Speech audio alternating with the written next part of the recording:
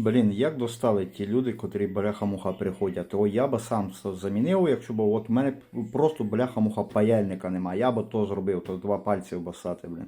Я не розумію, ви коли, блін, до врача приходите, що типа, от людина з апендицитом прийде, ой, я б то сам свій вирізав, просто, бля, от случайно скальпеля нема, чи що.